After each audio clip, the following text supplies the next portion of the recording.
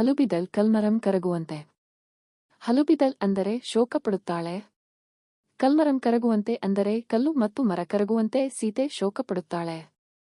ಪ್ರಸ್ತುತ ಪದ್ಯವನ್ನು ಲಕ್ಷ್ಮೀಶ್ ರಚಿಸಿರುವ ಜೈಮಿನಿ ಭಾರತ ಎಂಬ ಕೃತಿಯಿಂದ ಆರಿಸಲಾದ ಹಲುಬಿದಳ್ ಕಲ್ಮರಂ ಕರಗುವಂತೆ ಎಂಬ ಪದ್ಯದಿಂದ ಆಯ್ದುಕೊಳ್ಳಲಾಗಿದೆ. ರಾವಣನನ್ನು ಸಂಹರಿಸಿದ ನಂತರ ಶ್ರೀರಾಮ ಲಂಕೆಯಿಂದ ಹಿಂದಿರುಗಿ ಬಂದು ಪಟ್ಟಾಭಿಷೇಕ ಪಡೆದುಕೊಂಡು ಅಯೋಧ್ಯೆಯಲ್ಲಿ ಸಂತೋಷವಾಗಿ ಇರ್ತಾರೆ. ಹೀಗಿರಬೇಕಾದರೆ ಒಂದು ದಿನ ಅಯೋಧ್ಯೆಯ ಅಗಸ್ ಮನೆ ಬಿಟ್ಟು ಹೋದ. ತನ್ನ ಹೆಂಡತಿ ಮರಳಿ ಮನೆಗೆ ಬಂದಾಗ ಬಿಟ್ಟ ಹೆಂಡತಿಯನ್ನು ಮತ್ತೆ ಕಟ್ಟಿಕೊಳ್ಳಲು ನಾನೇನು ಶ್ರೀರಾಮಚಂದ್ರನಲ್ಲ ಎಂದು ಹೇಳಿದ ಮಾತು ಗುಪ್ತಚರರಿಂದ ತಿಳಿದ ರಾಮನು ಚಿಂತಾಕ್ರಾಂತನಾದನು. ಆನಂತರ ಅಪವಾದವನ್ನು ಹೊತ್ತು ಜನರ ಮಧ್ಯೆ ಬದುಕುವುದಕ್ಕಿಂತ ಸೀತೆಯನ್ನು ತ್ಯಜಿಸುವುದೇ ಒಳ್ಳೆಯದು ಎಂದು ನಿರ್ಧರಿಸುತ್ತಾನೆ. ಈ ವಾರ್ತೆ ತಿಳಿದ ಸಹೋದರರು ಜಾನಕಿಯನ್ನು ಬಿಡಬಾರದೆಂದು ಪರಿಪರಿಯಾಗಿ ಬೇಡಿಕೊಳ್ಳುತ್ತಾರೆ. ಆದರೆ ರಾಮನ ಮನಸ್ಸು ಬದಲಾಗಲಿಲ್ಲ. ತುಂಬುಗರ್ಭಿಣಿಯಾಗಿದ್ದ ಸೀತೆ ಕೆಲವು ತಿಂಗಳ ಹಿಂದೆ ಕಾಡಿಗೆ ಹೋಗಿ ಋಷಿಯರನ್ನು ಕಾಣುವ ಹಂಬಲವಾಗಿದೆ ಎಂದು ರಾಮನ ಬಳಿ ಹೇಳಿಕೊಂಡಿದ್ದಳು. ಇದನ್ನೇ ನೆಪವಾಗಿ ಇಟ್ಟುಕೊಂಡು ಶ್ರೀರಾಮ ಲಕ್ಷ್ಮಣನನ್ನು ಕರೆದು ಸೀತೆಯನ್ನು ಗಂಗಾ ಕಾಡಿನಲ್ಲಿ ಬಿಟ್ಟು ಬರಲು ಆದೇಶಿಸುತ್ತಾನೆ.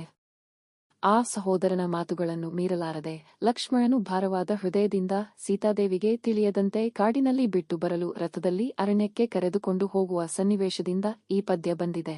ತನ್ನ ಅಣ್ಣ ಶ್ರೀರಾಮನ ಆಜ್ಞೆಯಂತೆ ಲಕ್ಷ್ಮಣನು ಸೀತೆಯನ್ನು ರಥದಲ್ಲಿ ಕೂರಿಸಿಕೊಂಡ. ಅವರು ಪ್ರಯಾಣಿಸುತ್ತಿದ್ದ ರಥದ ಮೇಲಿನ ಬಾವುಟ ಅತ್ತ ಇತ್ತ ಅಲುಗಾಡುತ್ತಿತ್ತು. ಯಾವ ತಪ್ಪನ್ನು ಮಾಡದ ಸೀತಾದೇವಿಯನ್ನು ಅರಣ್ಯಕ್ಕೆ ಕಳುಹಿಸುತ್ತಿರುವ ರಾಮನ ನಿರ್ಧಾರ ಸರಿಯಿಲ್ಲ ಎಂಬಂತೆ ಆ ಬಾವುಟ ತಲೆಯನ್ನು ಅಲುಗಾಡಿಸುವಂತೆ ಕಾಣುತ್ತಿತ್ತು. ಅಯೋಧ್ಯೆಯ ಜನರು ಇದು ಪರಮ ಕ್ರೌರ್ಯ ಎಂದು ತಮ್ಮಲ್ಲೇ ಮಾತಾಡಿಕೊಂಡು ಮನಸ್ಸಿನಲ್ಲೇ ನೊಂದುಕೊಂಡರು. ಆಗ ಲಕ್ಷ್ಮಣನು ಕಾಡಿನ ದಾರಿಯಲ್ಲಿ ಅನಿಲವೇಗವಾಗಿ ರಥವನ್ನು ಓಡಿಸಿಕೊಂಡು ಹೊರಟ. ರಥದಿಂದ ಕೆಳಗಿಳಿದ ಲಕ್ಷ್ಮಣ ಮತ್ತು ಸೀತೆ ಗಂಗೆಗೆ ನಮಸ್ಕಾರ ಮಾಡಿಕೊಂಡು ನಿರ್ಮಲವಾದ ನದಿಯಲ್ಲಿ ಸ್ನಾನ ಮಾಡಿಕೊಂಡು ಆನಂತರ ನಾವಿಕರ ಸಹಾಯದಿಂದ ದೋಣಿಯಲ್ಲಿ ಕುಳಿತು ಗಂಗಾ ನದಿಯನ್ನು ದಾಟುತ್ತಾರೆ.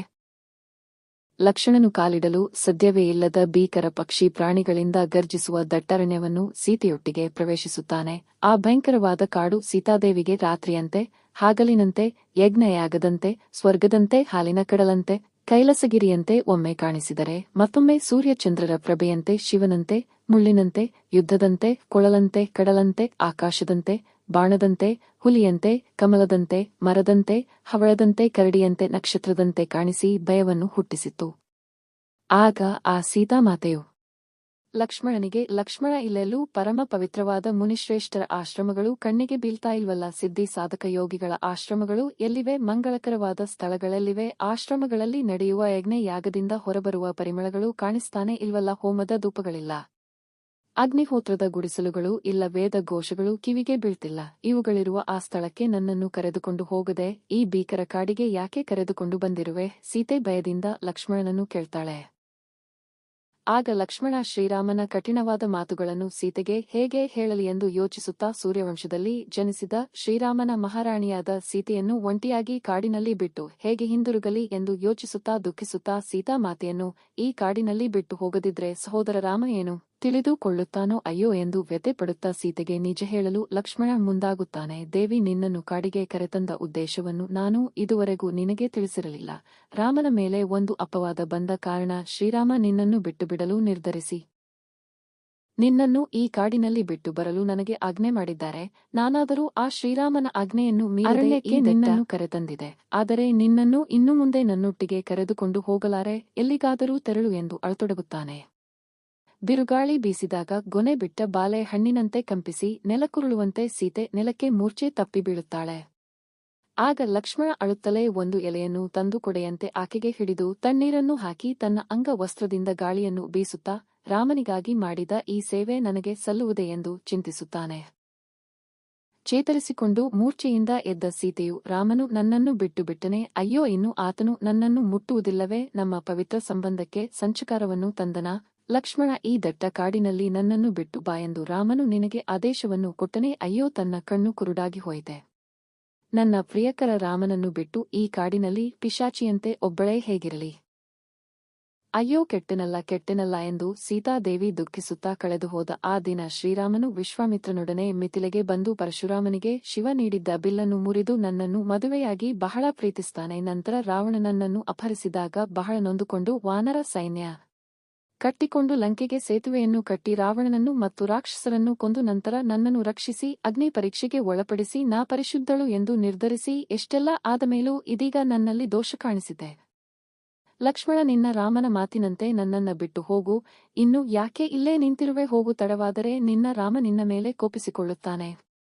ನನಗೇನು, ಈ ಕಾಡಿನಲ್ಲಿ ಭಯಾನಕ ಪಶು ಪಕ್ಷಿ ಮೃಗಗಳು ನನ್ನ ಜೊತೆ ಇರುತ್ತವೆ. ಅಯೋಧ್ಯೆಯಲ್ಲಿ ನಿನ್ನ ರಾಮ ಒಂಟಿಯಾಗಿ ಇರುತ್ತಾನೆ. ಈ ಲೋಕದಲ್ಲಿ ರಾಜ ಏನು ಮಾಡಿದರೂ ಸರಿನೇ, ಆತನ ಹತ್ತಿರ ಇರುವವರು ಆತನನ್ನು ಪ್ರಶ್ನಿಸುವುದಿಲ್ಲ. ಬಿಡು, ಅದಿರಲಿ. ಲಕ್ಷ್ಮಣ ನನ್ನ ಕಾಡಿಗೆ ಕಳಿಸಲಿಕ್ಕೆ ಭರತ ಶತ್ರುಘ್ನ ಒಪ್ಪಿದ್ರ ಹನುಮ ಅಲ್ಲಿ ಇದ್ದನಾ ಎಂದು ಹೇಳಿದ ಸೀತೆ.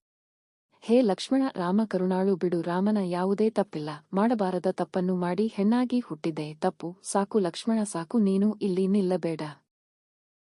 ಹೆಜ್ಜೆ ಹೆಜ್ಜೆಗೂ ನಿನಗೆ ಸುಖವಾಗಲಿ ಎಂದು ಹೇಳಿ ಸೀತೆ ಕಣ್ಣೀರು ಸುರಿಸುತ್ತಾಳೆ. ಆಗ ಲಕ್ಷ್ಮಣ, ವನದೇವತೆಗಳೇ, ಕ್ರಿಮಿಕೀಟಗಳೇ, ಮರಗಳೇ, ಪಕ್ಷಿ ಪ್ರಾಣಿಗಳೇ, ಧರ್ಮದೇವತೆಗಳೇ, ದೇವಗಂಗೆಯೇ, ಭೂಮಿತಾಯೇ, ನೀವೆಲ್ಲರೂ ಸೀತೆಯನ್ನು ಮಗಳಂತೆ ನೋಡಿಕೊಳ್ಳಿ ಎಂದು ಹೇಳಿ ಅಲ್ಲಿಂದ ಲಕ್ಷ್ಮಣ ಹೊರಡುತ್ತಾನೆ. ಆ ಸೀತೆಯ ಕಷ್ಟವನ್ನು ನೋಡಿ ಆ ಕಾಡಿನಲ್ಲಿದ್ದ ಪಕ್ಷಿಗಳು ಮೃಗಗಳು ತಮ್ಮ ವೈರತ್ವವನ್ನು ಮರೆತು ಹುಲ್ಲು ಮೇವನ್ನು ತ್ಯಜಿಸಿ ಸೀತೆಯ ಸುತ್ತಲೂ ಬಂದು ಕುಳಿತುಕೊಳ್ಳುತ್ತವೆ.